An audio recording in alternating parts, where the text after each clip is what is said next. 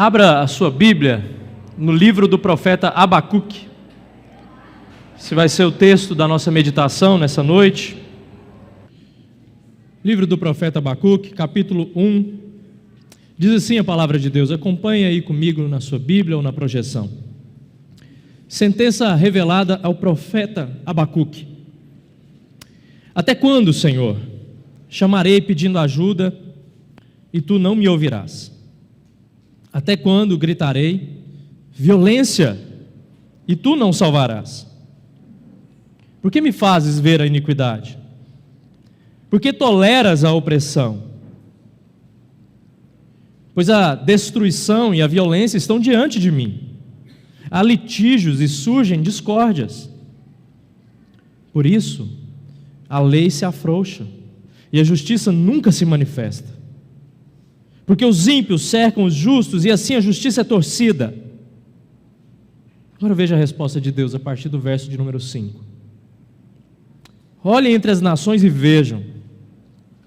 Fiquem maravilhados e admirados. Porque no tempo de vocês eu realizo obra tal que vocês não acreditarão se alguém lhes contar. Pois eis que trago os caldeus, nação cruel e impetuosa, que marcham pela largura da terra para apoderar-se de moradas que não são suas. Eles são pavorosos e terríveis, fazem as suas próprias leis e impõem a sua dignidade. Os seus cavalos são mais ligeiros do que os leopardos, mais ferozes do que os lobos ao anoitecer. Os seus cavaleiros se espalham por toda a parte. Os seus pastores dormem, ó rei da Assíria. Continuando aqui, verso 9. Sim, os seus cavaleiros chegam de longe, verso 8. Voam como a águia que se precipita para devorar. Eles todos vêm para fazer violência. Estão determinados a seguir em frente. Reúnem os cativos como se ajunta areia, zombam dos reis. Os príncipes são motivos de riso para eles. Riem de todas as fortalezas, porque amontoando terra as conquistam. Então passa como passa o vento e segue adiante. Tornam-se culpados estes cujo Deus é a própria força. Mais uma vez o profeta Abacuque. Não és tu desde a eternidade, ó Senhor, meu Deus, ó meu santo? Não morreremos. O Senhor puseste aquele povo para executar juízo. Tu, ó rocha, o estabeleceste para servir de disciplina. Tu és tão puro de olhos que não pode suportar o mal, nem tolerar a opressão. Por que então toleras os traidores e te calas quando os perversos devoram aqueles que são mais justos do que eles? Por que tratas as pessoas como se fossem peixes do mar, como se fossem animais que rastejam, que não tem quem os governe? O inimigo pesca todos com o anzol, apanha-os na sua rede e os ajunta na sua rede de arrastão. Então ele se alegra e fica contente.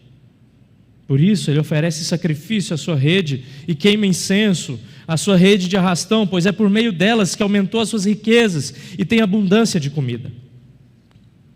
Mas será que ele continuará a esvaziar a sua rede? Será que continuará a matar os povos sem dó, nem piedade? Só até aqui. Feche seus olhos mais uma vez. Pai querido, Deus amoroso, nós estamos diante da Tua palavra. Ela é viva e ela é eficaz. Ela fala conosco, milênios depois das palavras escritas neste livro.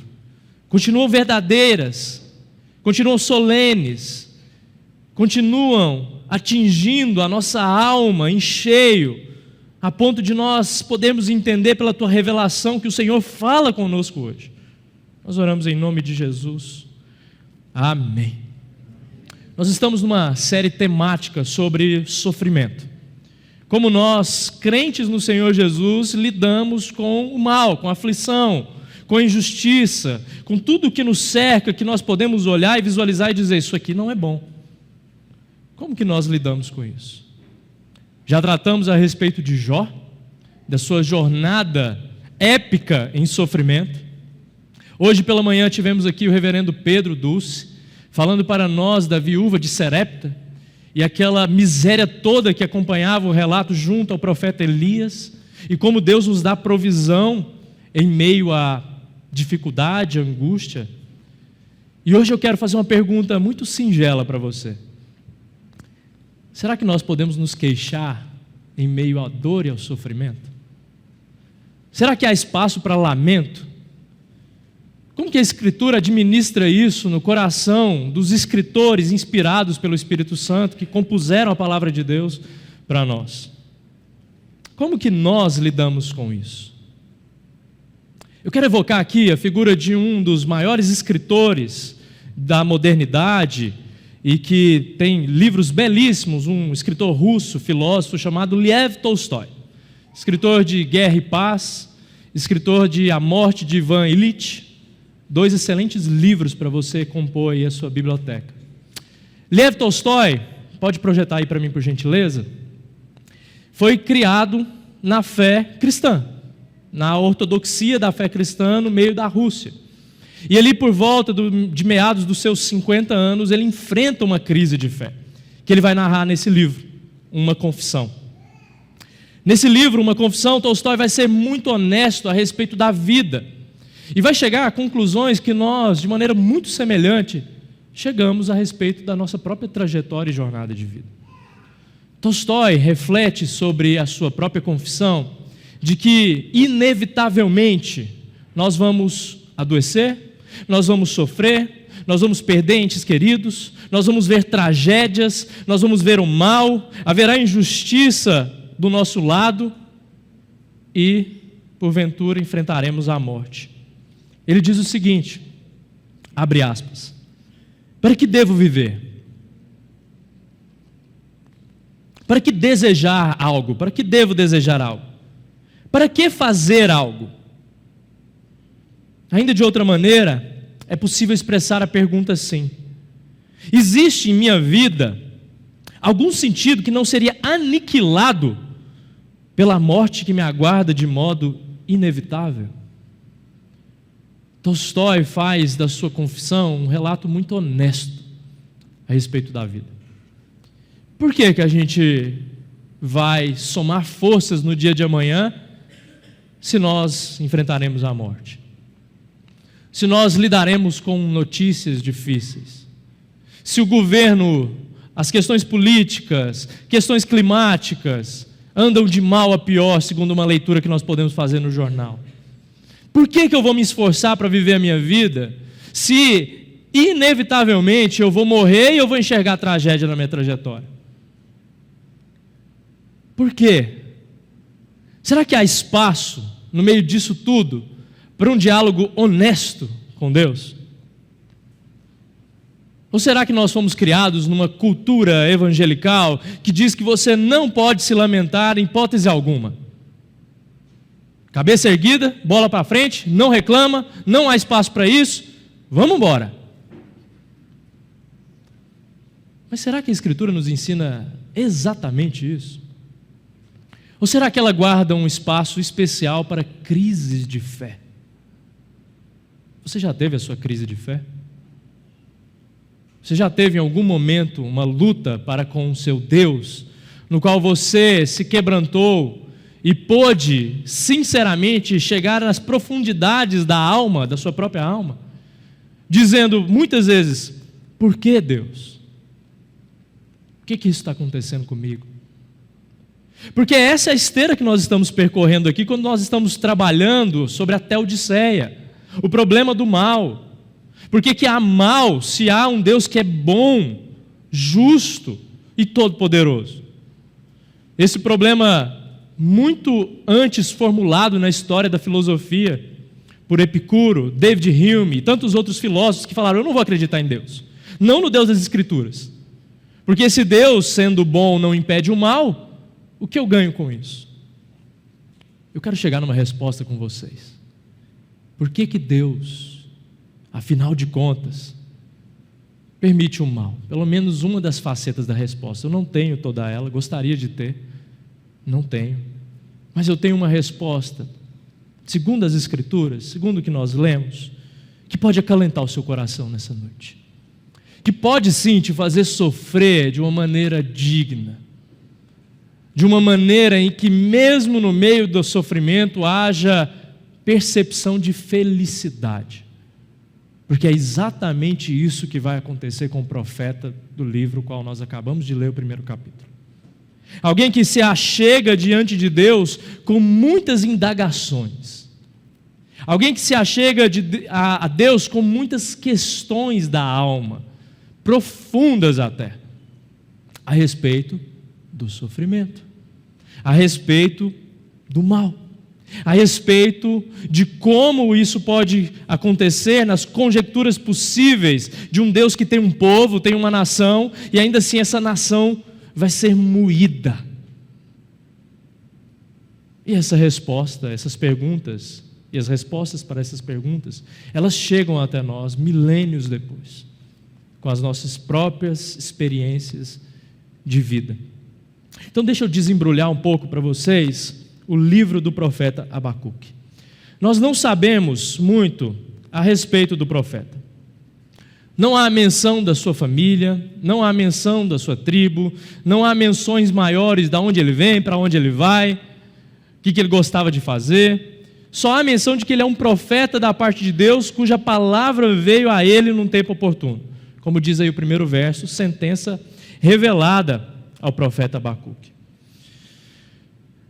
Os estudiosos, eruditos do texto do Antigo Testamento, lendo o texto segundo uma cronologia, eles chegam numa data provável de 600 a.C. Ali, para ser mais exato, por volta do ano 587, numa profecia que vai fazer sentido aí no texto, dos babilônios, aqui citados como os caldeus, que viriam a dominar Judá. Um século antes, Israel, através do Reino do Norte, Jerusalém já tinha sido completamente dominada e exilada, e agora a segunda parte do reino vai ser subjugada por uma nação impiedosa, uma nação extremamente má.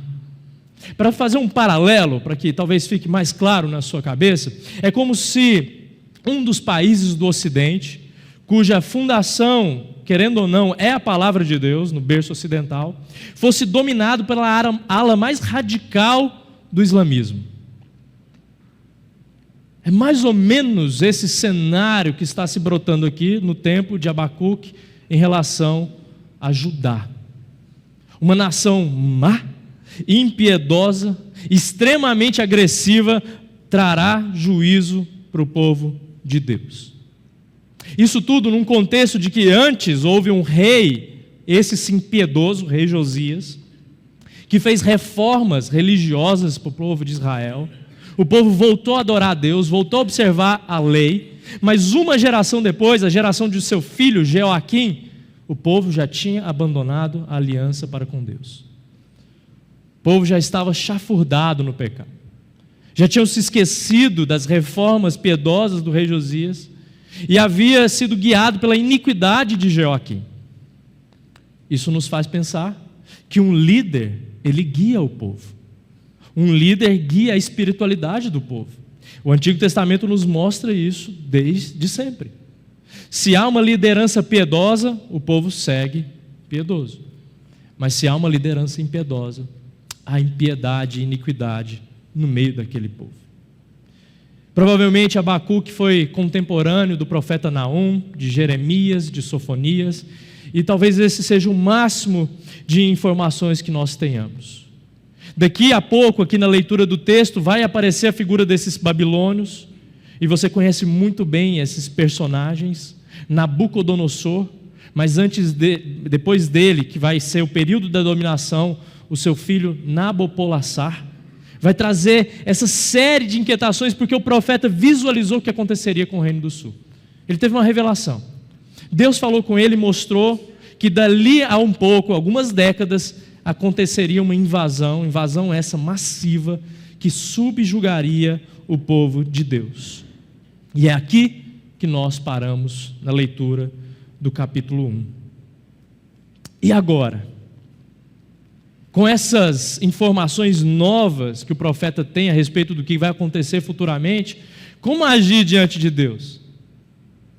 O que dá para fazer diante de Deus no dia do sofrimento? Talvez você se pergunte: pastor, existe um meio? Existe um canal? Existe um modo pelo qual eu posso me achegar a Deus no dia do sofrimento, trazendo as minhas questões? Veja que essa não é uma questão só do profeta Abacuque. Diversos salmistas, inclusive um salmo que fez parte da liturgia dessa noite, o salmo de Asaf, salmo 77, há exatamente esse tipo de contexto. Alguém que se achega a Deus, invoca o nome de Deus, mas de repente, poucos versos depois, traz queixas, traz preocupações, traz indagações, de modo a perguntar: Deus, a tua mão poderosa acabou, cessou, não tem mais? O Senhor vai estar de mal conosco para sempre? Talvez você já se fez essa pergunta para Deus no dia da sua crise de fé. E eu quero mostrar para você nessa noite que as crises de fé são tempos oportunos para nós conhecermos o Deus que nós servimos. São momentos de inflexão, pontos de inflexão na nossa jornada cristã, em que nós, quando passamos por essas crises, temos uma dimensão ou uma medida maior de compreensão e relacionamento para com o Deus que nós servimos. Jó foi assim, Asaf foi assim, Jeremias dedicou um livro de lamentações para isso, para nos mostrar que há espaço para queixas diante de Deus, mas desde que elas encontrem vazão e encontrem um canal de relacionamento no próprio Deus. Eu quero mostrar para vocês também que há um ponto das nossas queixas que elas se tornam murmurações e se tornam pecaminosas diante de Deus. Há um ponto que nós devemos observar, e o profeta vai nos ensinar isso. Hoje eu vou me concentrar no capítulo 1, mas eu vou dar lampejos do capítulo 2 e quero chegar ao final, concluindo com os irmãos no 3º capítulo, com uma passagem linda a respeito de como nós dobramos o nosso joelho diante de Deus. Como nós procedemos então diante do mal que a gente enxerga? Como que a compreensão das coisas que nos cercam afeta o nosso relacionamento com Deus? Vejam aí, a partir do capítulo 1, versos 1 a 4, as indagações do profeta, a queixa de Abacuque. Até quando, Senhor, clamarei pedindo ajuda, e tu não me ouvirás? Até quando gritarei violência, e tu não salvarás? Por que me fazes ver a iniquidade? Por que toleras a opressão? Pois a destruição e a violência estão diante de mim. Há litígios e surgem discórdias. Por isso, a lei se afrouxa e a justiça nunca se manifesta. Porque os ímpios cercam os justos e assim a justiça é torcida. Abacuque está diante aqui da iniquidade de Judá, do povo se tornando mais uma vez avesso à aliança de Deus e dos seus preceitos e mandamentos. E veja, Abacuque está fazendo indagações certeiras. Abacuque está falando com honestidade a respeito de coisas das quais, daqui a pouco vai ficar mais evidente no texto, fazem parte da contrariedade da natureza de Deus. Eu explico. Abacuque está dizendo aqui para nós que Deus não é um Deus de violência. Então por que há violência? Deus não é um Deus de opressão. Então por que Ele tolera a opressão? Deus é um Deus de lei, de ordem, de mandamentos. Então por que a lei se afrouxa? Por que há ímpios que cercam os justos, a ponto de os justos muitas vezes se indagarem: por que o ímpio está prosperando? Talvez você conheça alguém assim, um colega de trabalho, alguém próximo, que faz tudo errado, sonega os impostos, dá calote nos outros, e parece que a vida dessa pessoa vai de vento em popa. Parece que tudo vai bem. E aí você fala: não estou entendendo. Por que, Deus? Há respostas para nós a respeito disso. Há respostas da palavra de Deus para nós. Abacuque, cansado da iniquidade de Judá, ele diz: eu não tolero a violência, Deus também não tolera. Como que eu encaixo essas duas coisas? E essa talvez também seja uma indagação sua. Talvez você olhe para o contexto da vida moderna e fale: Deus, por quê? Por que as pessoas se desviam da sua lei? Por que nós passamos, ano após ano, na nossa nação brasileira, de um povo que tinha pelo menos um berço católico, uma base de origem cristã, e cada vez mais nós temos um povo iníquo, como nação brasileira. Um povo cada vez mais distante do Senhor.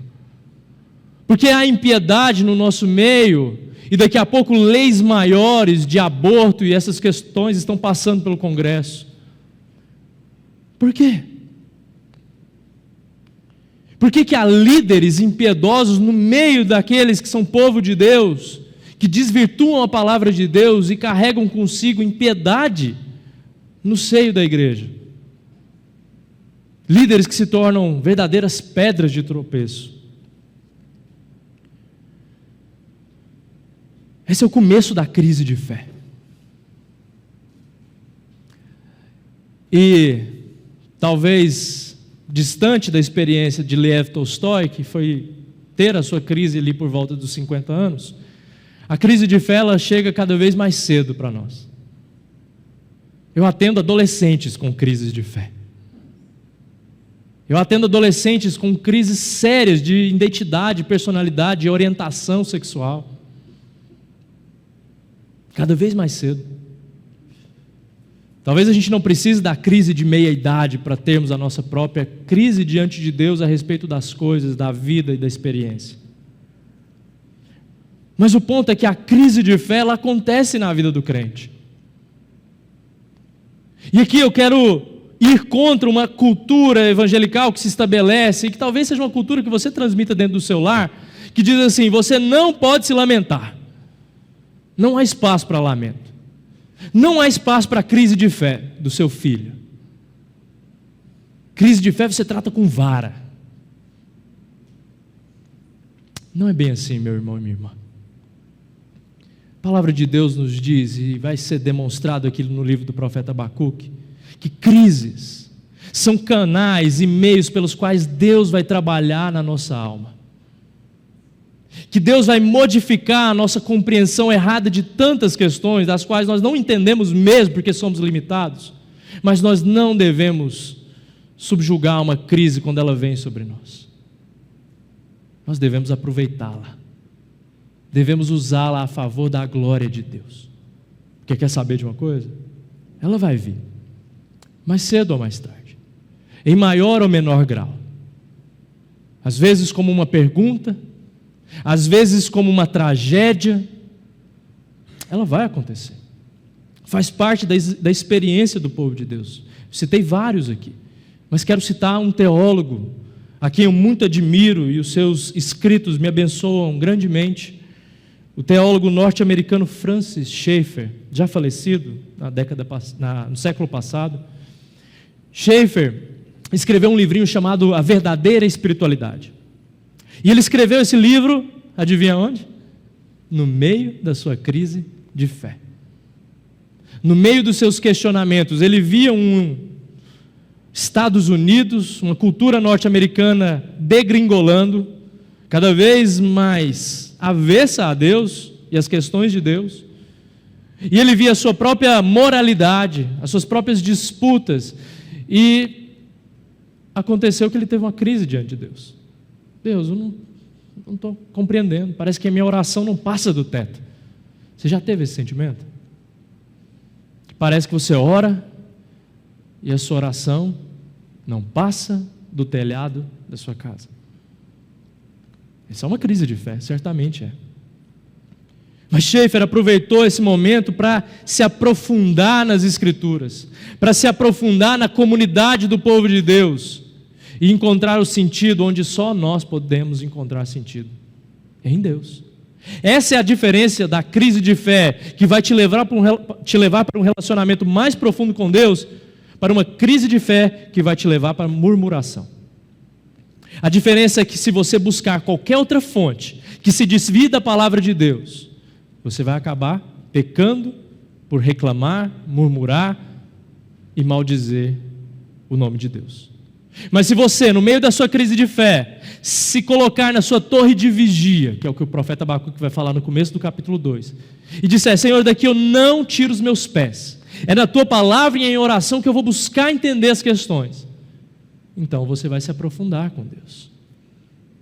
Então você vai ver que o seu próprio senso de justiça vai desmoronar, e a grandiosidade do Deus que você serve vai brotar, vai aparecer, vai brilhar, vai inundar a sua alma, vai transparecer a ponto de você poder falar: eu acho que eu atingi um novo nível de relacionamento com Deus.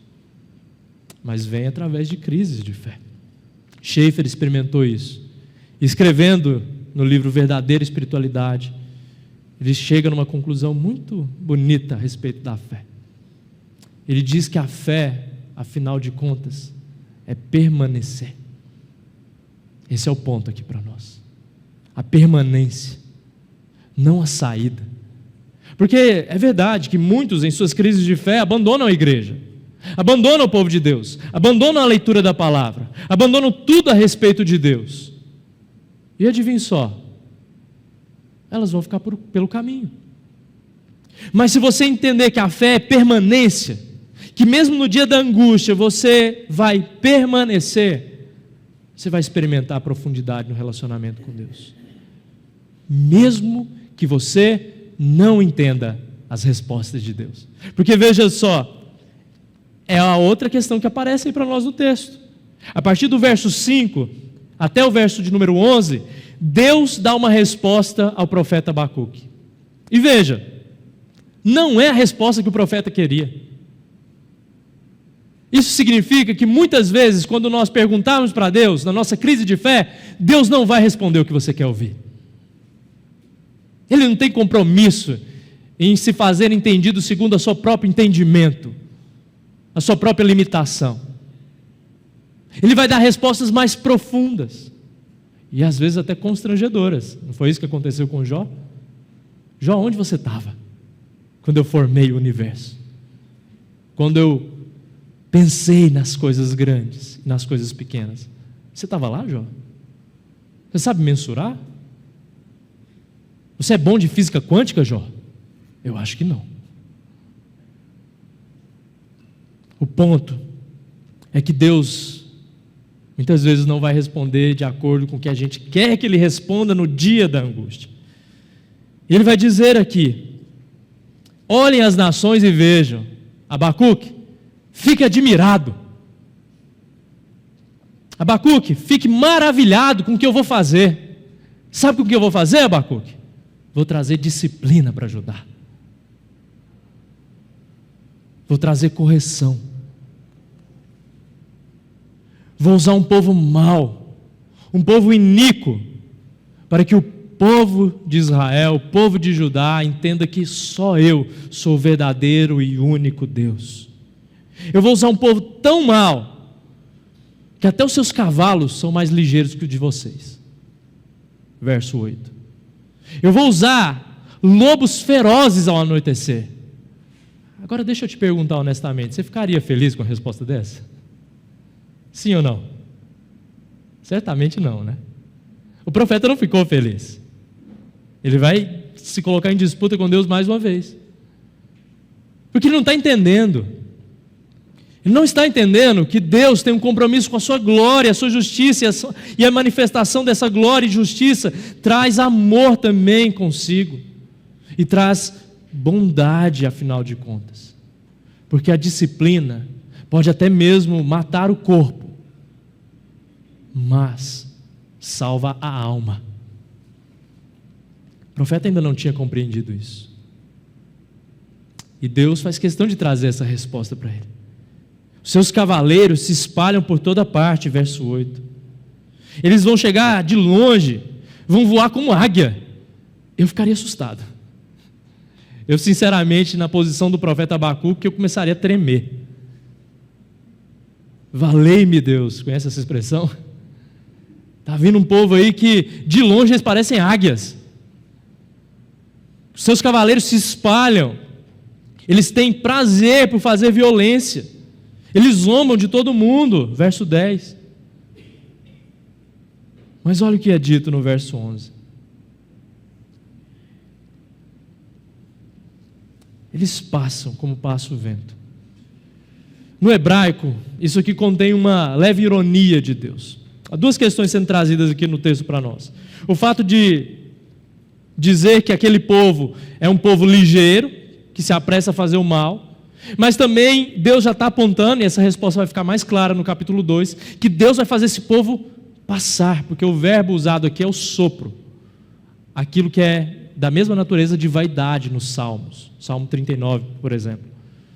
Deus está dizendo assim, esse povo que age por vaidade, esse povo que zomba dos reis, esse povo é passageiro, porque logo mais eles mesmos se darão conta da sua própria natureza, eles prestarão contas por idolatria a esse Deus que é a força, e eles serão julgados.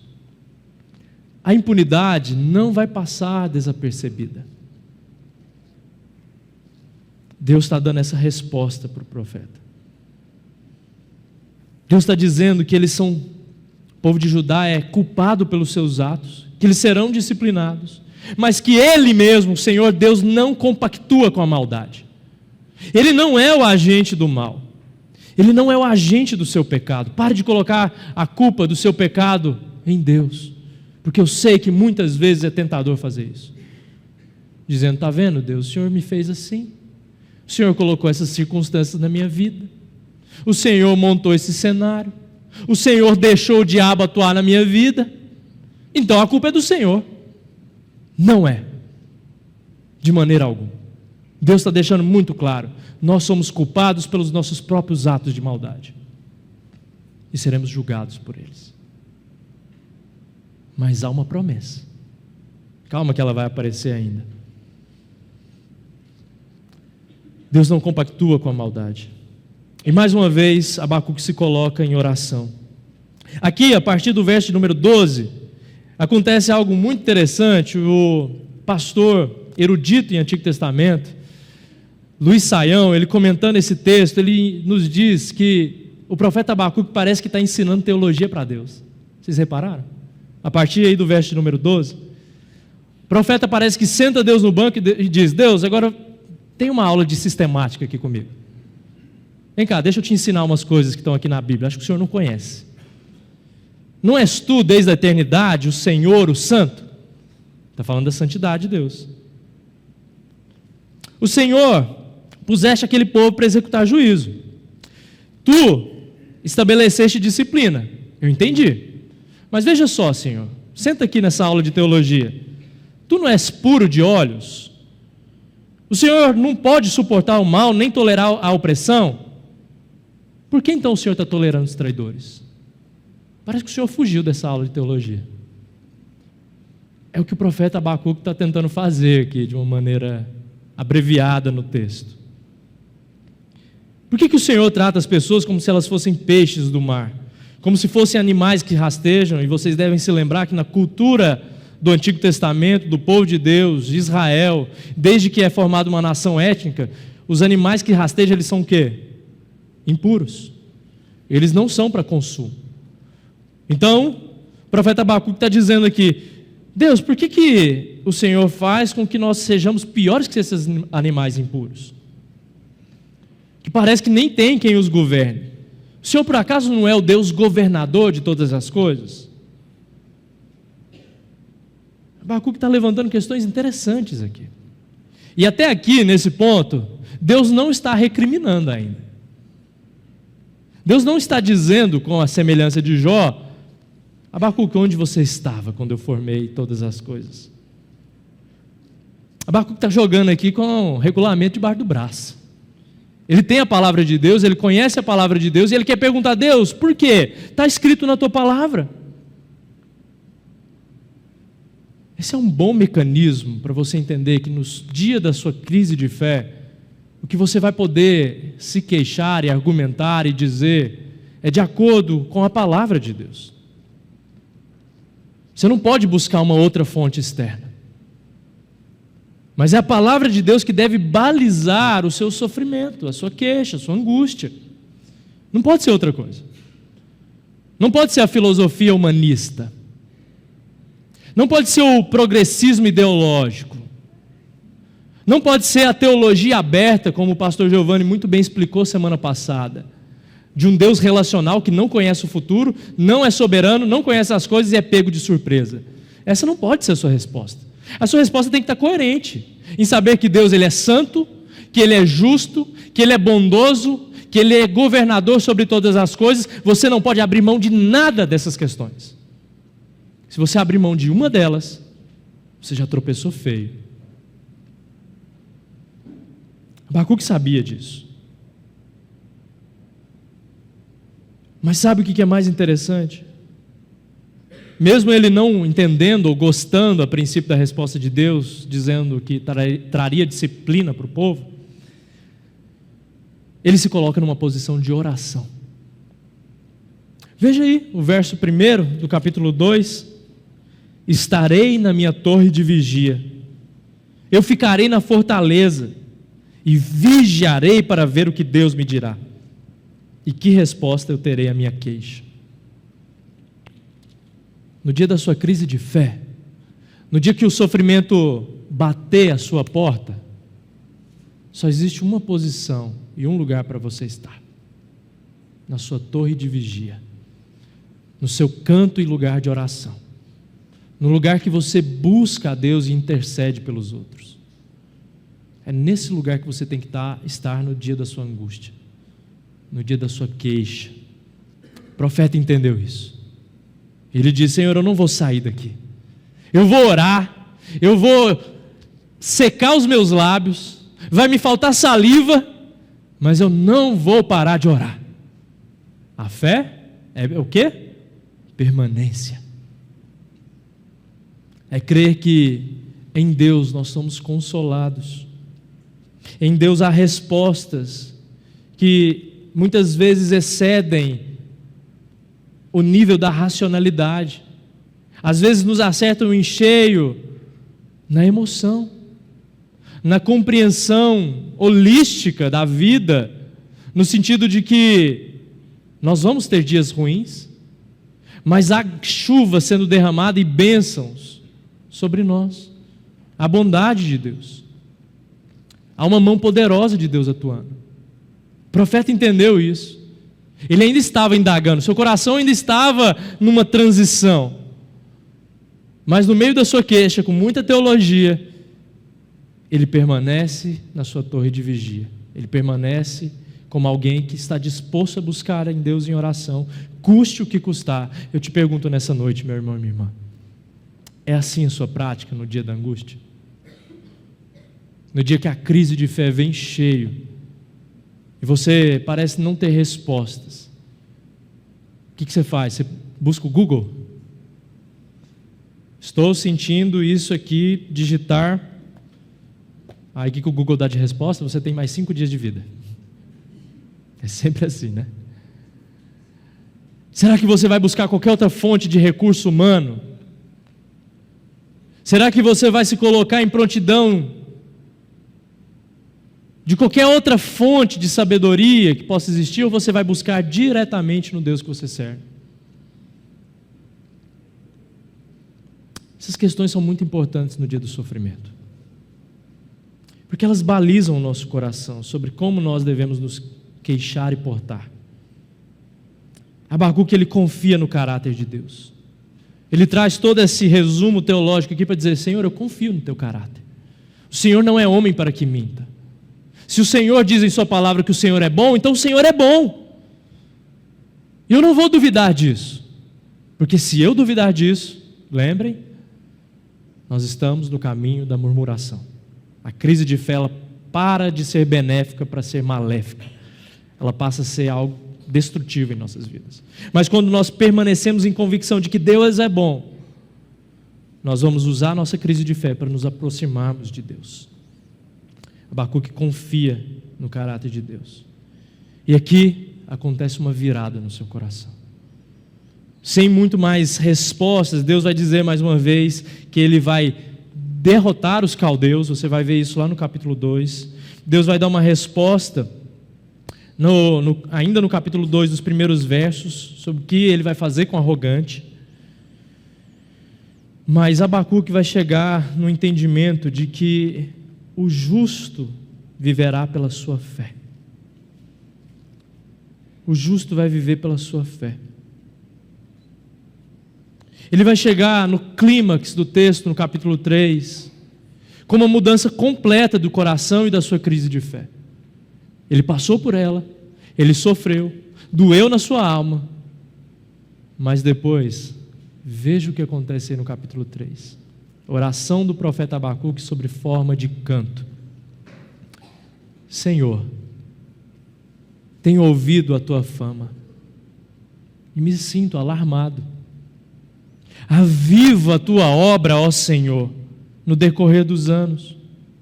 No decurso dos anos, faze-a conhecida. Na tua ira, lembra-te da tua misericórdia. Porque o Senhor é um Deus misericordioso. As suas misericórdias se renovam a cada manhã. Verso 3: Deus vem de Temã, o santo vem do monte Parã, a sua glória cobre os céus, a terra se enche do seu louvor. O seu resplendor é como a luz, e raios brilham da sua mão, o seu poder se esconde ali. Adiante dele vai a peste, e a pestilência segue os seus passos. Ele para e faz a terra tremer, olha e sacode as nações. Esmigalham-se os montes primitivos, as colinas antigas se abatem, os caminhos de Deus são eternos. Veja, as tendas em Cusã, em aflição, os acampamentos da terra de Midian tremem. Verso 9: Preparas o teu arco, a tua aljava está cheia de flechas, tu fendes a terra com rios, os montes te veem, se contorcem, torrentes de águas passam. As profundezas do mar fazem ouvir a sua voz e levantam bem alto as suas mãos. O sol e a lua param nas suas moradas. Ao resplandecer a luz, as tuas flechas sibilantes, ao fulgor do relâmpago da tua lança. Verso 13: Tu sais para salvar o teu povo, para salvar o teu ungido. Feres o chefe da casa dos ímpios, deixando descoberto dos pés a cabeça. Agora olha a mudança completa no coração dele. Verso 16: Ouvi isso e o meu íntimo se comoveu. Os meus lábios tremeram ao ouvir a sua voz. A podridão entrou nos meus ossos e os meus joelhos vacilaram, pois em silêncio eu devo esperar o dia da angústia. Ele vai acontecer. Mas o meu íntimo se comoveu. Eu tremi ao ouvir a sua voz. Eu entendi que há podridão em mim, nos meus pecados. Ainda que a figueira não floresça, nem haja fruto na videira, ainda que a colheita da oliveira decepcione, ainda que os negócios feitos nesse mundo, ainda que o mercado e a sua mão invisível dê tudo errado, ainda que eu tenha que fechar minha empresa, os campos não produzam mantimento, as ovelhas desapareçam do aprisco, nos currais não haja mais gado, mesmo assim, eu me alegro no Senhor e exulto no Deus da minha salvação. O Senhor Deus é a minha fortaleza. Ele dá aos meus pés a ligeireza das costas e me faz andar nas minhas alturas. Ainda que tudo dê errado, ainda que amanhã seja o dia mais difícil e terrível da sua vida, meu irmão e minha irmã, não quero que isso aconteça, tá? Mas ainda que seja,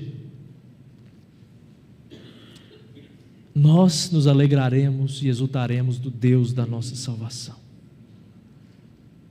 O justo viverá pela sua fé, diz aí o capítulo 2, verso 4. Isso significa que Abacuque, naquele relacionamento com Deus, na transição do seu coração, entendeu que viria alguém Viria um ungido, do qual Deus fez com que fosse conhecido por todos, não só da nação de Judá, mas de todo o mundo, aquele que dividiria a história e salvaria gente como a gente. Abacuque teve esse vislumbre. Talvez não está claro aí para você, mas ele está dizendo exatamente isso, quando diz que Deus vai salvar o seu ungido, no verso de número 13, no capítulo 3. Abacuque entendeu que Jesus Cristo, na sua obra completa de redenção, viria e daria sentido ao nosso sofrimento, porque Ele mesmo, Filho de Deus, se fez servo sofredor. E essa é a resposta conclusiva que eu quero dar para você nessa noite. Pastor, por que eu sofro? Qual é o início do sofrimento? Da onde vem o pecado que derrubou Satanás e os seus anjos? O que inclinou Adão e Eva para o pecado? São perguntas complexas, difíceis e algumas sem resposta. Mas eu posso te dizer, meu irmão, que se você não experimentasse e visse injustiça, maldade, sofrimento, você não veria uma das facetas mais belas do seu Salvador. O Senhor que sofreu em seu lugar. O Senhor que se fez maldição. O Senhor que resume tudo isso com uma palavra: graça. Você não conheceria a graciosidade do Deus que você serve se você não sofresse e não passasse por sofrimento. Se a sua vida fosse só de vento em popa e tudo desse certo, você não conheceria a mão que te sustenta no dia da angústia, no dia da doença, no dia que parece que você vai sucumbir, que você vai desfalecer, não dá para suportar, a pressão é maior do que tudo. Mas quando você se lembra que o seu Senhor e Salvador, Ele viveu uma vida completa de obediência, para chegar no ápice, que é a cruz do Calvário, e dizer: eu me faço a maldição no seu lugar, para que você seja vestido de justiça e você possa viver como justo, que vive pela sua fé, você passa a ter a dimensão de que o sofrimento ele não é em vão. Ele te aproxima de Deus, ele te aproxima do Senhor Jesus, o Deus que você diz servir na pessoa do Filho. Veja que o sofrimento nos faz entender que Deus responde: eu sei o que é sofrer. Você vai se queixar muitas vezes: Deus, eu estou sofrendo. E Deus vai te responder: eu sei o que é sofrer. Eu sei o que é padecer. Eu sei o que é suportar todo o pecado de toda a humanidade, a ponto de haver uma desconexão momentânea entre o Pai e o Filho.